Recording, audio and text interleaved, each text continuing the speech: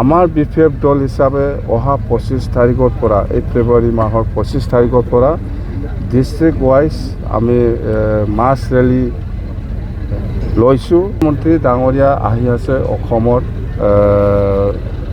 মাছৰ এনেকুৱা এইফালে প্ৰথম সপ্তাহৰ ভিতৰত আহিব বুলি আমি শুনি আছোঁ।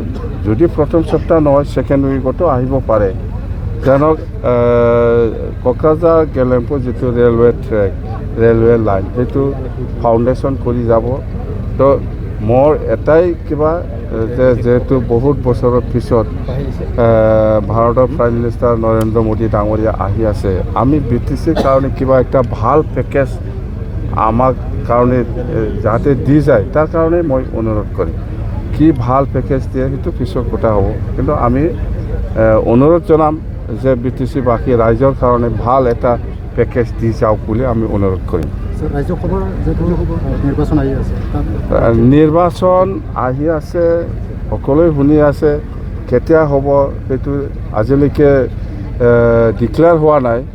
কিন্তু আমাৰ বিফেপ দল হিচাপে অহা 25 তাৰিখৰ পৰা এই ফেব্ৰুৱাৰী মাহৰ 25 তাৰিখৰ পৰা ডিষ্ট্ৰিক্ট ৱাইজ আমি মাছ ৰেলী লৈছোঁ। এই মাছ গেডাৰিং প্ৰগ্ৰাম লৈছোঁ দলৰ পৰা।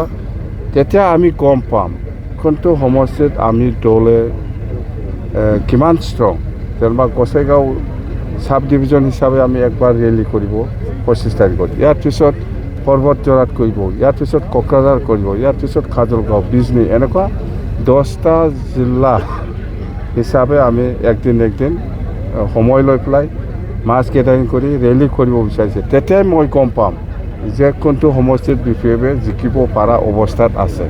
এতিয়া মই ক'ব নোৱাৰে যে চব সমষ্টিত আমি জিকিব পাৰে, সেই আজিৰ দিনত মই সেইটো ক'ব নোৱাৰোঁ। মুঠতে মই ৰেলী কৰি চাম, তেতিয়া মই গম পাম যে এই সমষ্টিত আমি জিকিব পাৰোঁ। ৰাজ্যসভাৰ সাংসদৰ বাবে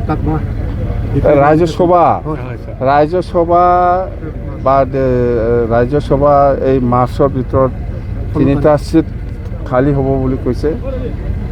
এইটো পাম নাপাম আমি ৰিকুৱেষ্ট কৰি চাম, যাতে আমাকো এটা দিলে ভাল, এই কথাটো মই ৰিকুৱেষ্ট কৰি চাম বাছ।